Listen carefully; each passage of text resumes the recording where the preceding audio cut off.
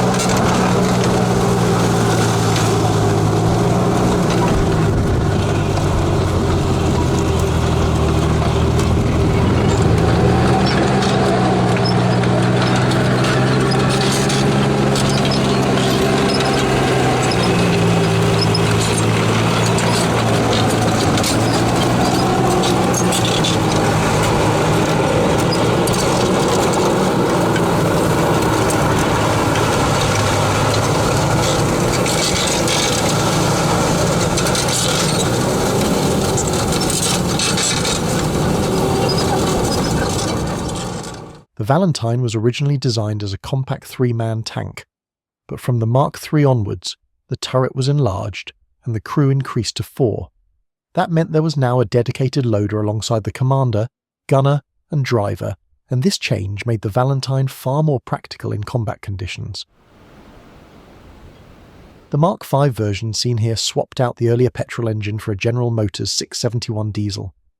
This 6-cylinder powerhouse gave the tank a top road speed of about 24 km an hour. Not fast, but reliable. Off-road, it could manage around 15.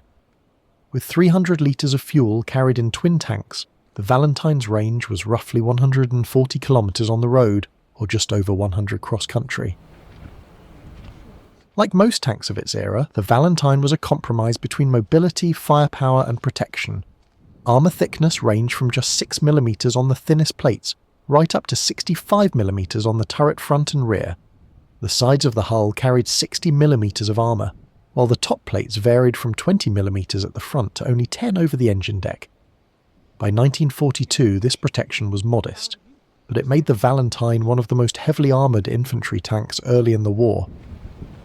The Mark V's primary armament was the British quick-firing 2-pounder gun, a 40mm weapon. It was backed up by a coaxial 7.92mm Bisa machine gun. By mid-war standards, the 2-pounder was underpowered against heavier German armour, but it remained adequate for training, and it made the Valentine a useful stepping stone for crews moving on to more modern tanks.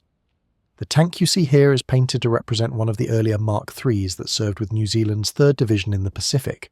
On the front hull you can clearly see the unit's insignia, a rampant white dragon on a black square. Although this Mark V never left New Zealand, the museum's choice of colour scheme is a tribute to those machines that did. What makes this footage special is not just the technical detail, but the simple fact that this Valentine is still running.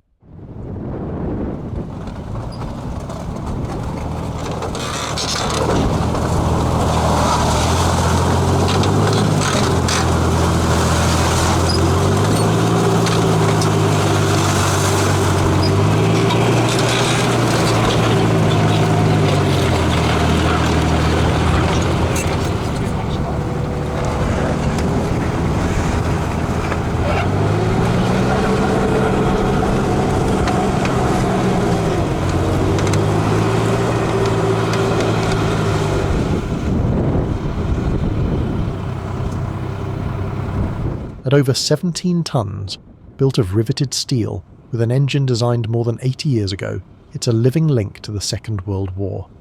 Seeing it in motion gives us a glimpse of what young Kiwi soldiers trained with throughout the 1940s and 50s.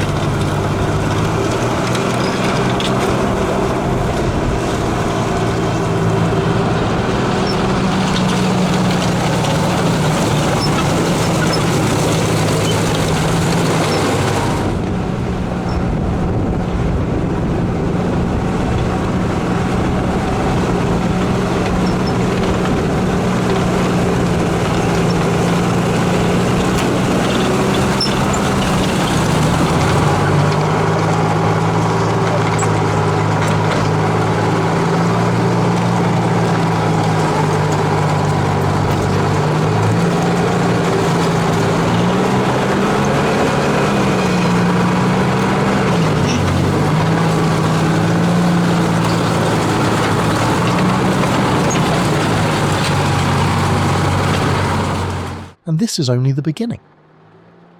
In our next video we'll go deeper into the Valentine's role in New Zealand service and its legacy, and we'll highlight some even more impressive tank footage.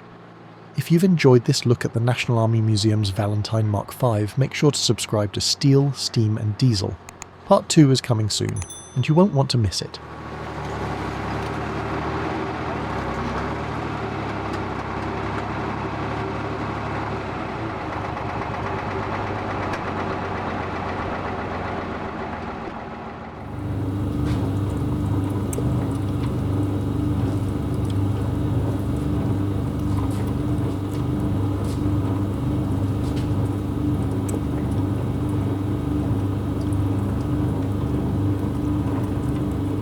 So George, the engine in the Valentine, you've got another one which is actually cut away and easy to see. Tell me a little bit about this.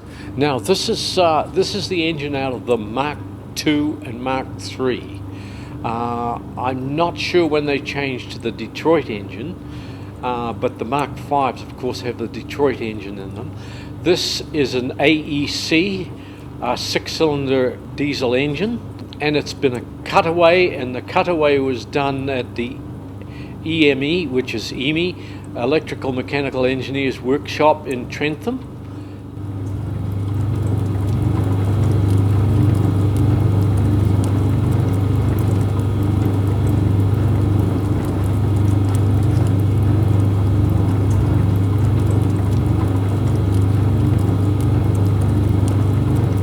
It's been a beautiful job done to it.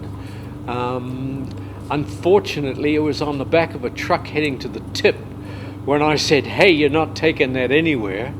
And since then, I've spent a lot of time just cleaning the rust off it because it was parked outside. And I reckon it's a great little display.